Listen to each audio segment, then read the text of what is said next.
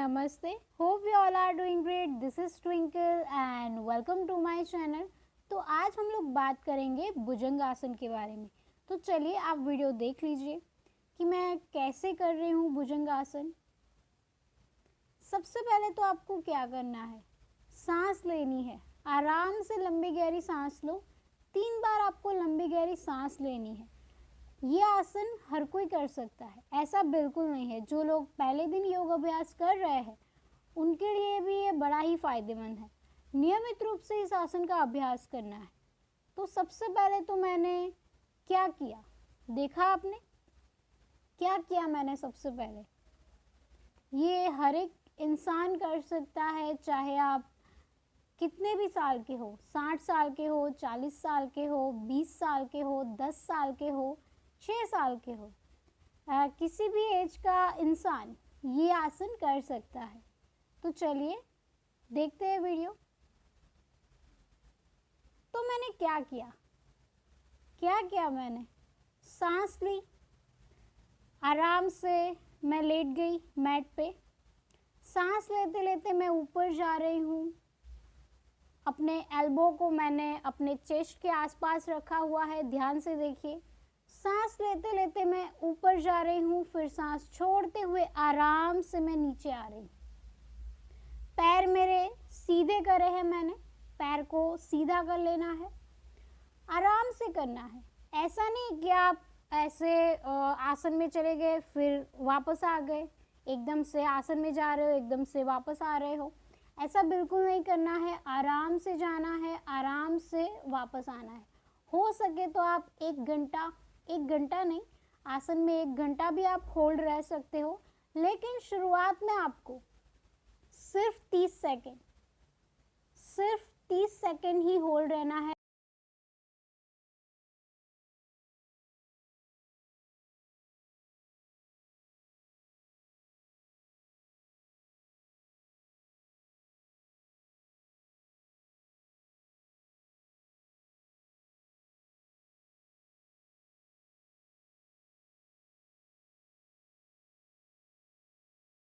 एक घंटा भी आप कर सकते हो। अगर आसन में आपका अभ्यास बहुत ही ज़्यादा है तो आसन सिद्धि प्राप्त कर सकते हो। आप 1 घंटा 2 घंटा रह सकते हो होल्ड। ऐसे बहुत सारे लोग हैं जो आसन में होल्ड रहते हैं। ये बड़ा ही कठिन अभ्यास होता है, लेकिन प्रैक्टिस से ही आएगा, ऐसे नहीं आएगा।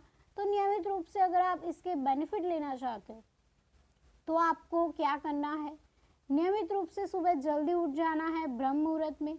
जी हाँ, 4 बजे आप उठ ही जाओ। हो सके तो 5 बजे उठ जाओ, 5:30 बजे उठ जाओ, लेकिन ब्रह्म मुहूर्त में 6 बजे से पहले उठ जाओ और आराम से फ्रेश हो जाओ। नॉर्मल ब्रीदिंग करो, थोड़ा वार्म अप कर लो। हो सके तो आप टहलने भी जा सकते हो। उसके बाद आप किसी गार्डन में या फिर अपने घर पर छत पर ऊपर योग अभ्यास करो जहाँ पर सूरज की किरणें आती हो। जी हाँ, नियमित रूप से सूरज की किरणों में इस आसन को करना है और आप देखोगे कि इसके फायदे आपके चेहरे पर दिख ही जाएंगे। ये जो तेज है ना, ये शायद इसी का कमाल है। बचपन से मैं ऐसी हूँ, लेकिन उम्र के साथ साथ जब हम 20 के पार जाते हैं ना, तब हमारे चेहरे पर काफ़ी ज़्यादा पिंपल्स आने लगते हैं। चेहरे पर ऐसा तेज नहीं रहता है।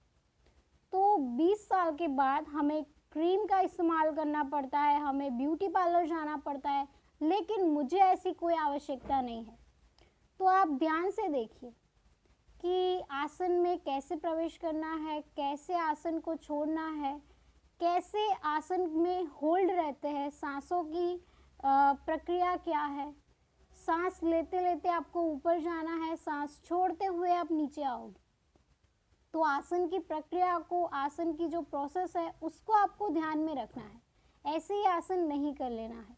तो जैसे जैसे हम उम्र का पड़ाव हम पार करते हैं 20 के बाद, तो हमें महसूस होता है कि हमारा कोलाजिन नाम का जो प्रोटीन है वो कम होता जा रहा है और हमारे चेहरे पर पिंपल्स भी आने लगते हैं, चेहरा बिल्कुल बेजान हो जाता है और हम पार्लर की ट्रीटमेंट करवाते हैं, फेशियल करवाते हैं, बहुत सारी क्रीम हमारे चेहरे पर अप्लाई करते हैं, लेकिन जब तक हम ट्रीटमेंट ले रहे हो तब तक तो हमें बड़ा ही अच्छा लगता है। 10 दिन हमारा चेहरा बहुत ही अच्छा हो जाता है, फिर उसके बाद धीरे धीरे चेहरे का नूर खराब हो जाता है, चेहरे में कोई जान नहीं रहती, बेजान चेहरा हो जाता है। तो ऐसी दिक्कत आपको ना आए, मुझे ऐसी कोई आवश्यकता नहीं है कि मुझे फेशियल करवाना पड़ रहा है या फिर स्किन का कोई मेरा ट्रीटमेंट चल रहा हो, ऐसा मैंने कभी नहीं करवाया, मुझे कभी ऐसी ज़रूरत ही नहीं पड़ी।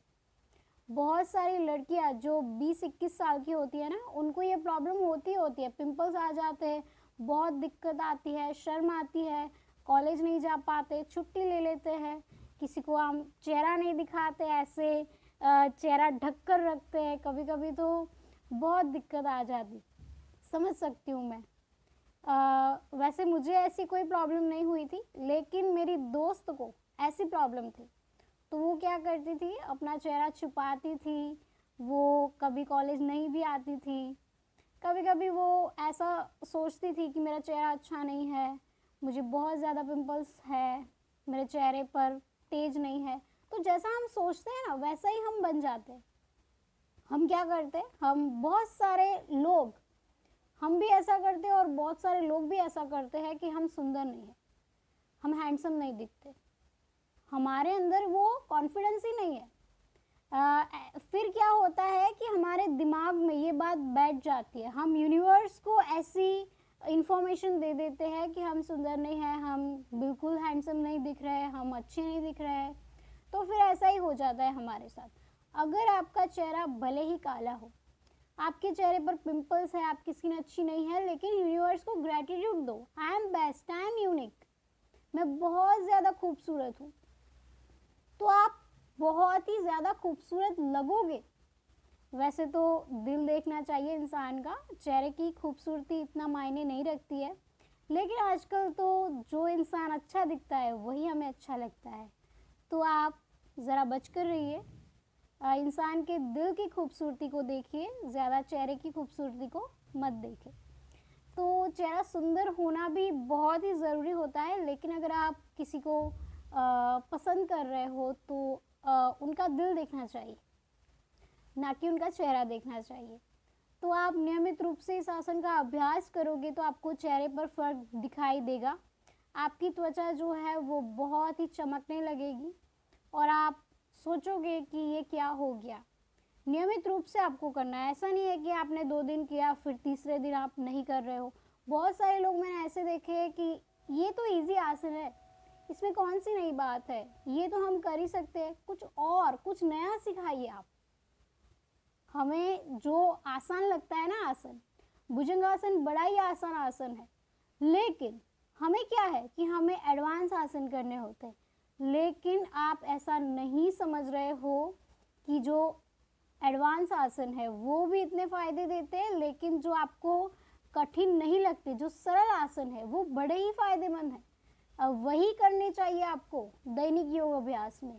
आप हैंडस्टैंड कर रहे हो, अच्छी बात है, लेकिन कभी कभी हैंडस्टैंड अगर आपको नहीं आता है, आप इतना ज़्यादा उस पर प्रैक्टिस नहीं कर रहे हो तो मत कीजिए, गिर जाओगे, कुछ हाथ पैर टूट गया तो। नियमित रूप से अगर आप प्रैक्टिस कर रहे हो, किसी योग शिक्षक की मदद लेकर आप नियमित रूप से अभ्यास कर रहे हो तो ठीक बात है, लेकिन ऐसे ही आपने यूट्यूब पे ट्विंकल मैम को देखा कि उन्होंने वर्ल्ड रिकॉर्ड बनाया इस आसन पे, उन्होंने ये किया है, उन्होंने आज शीर्षासन किया है तो चलो हम भी कर लेते हैं, तो ऐसा नहीं करना है। देख के कुछ भी मत करो।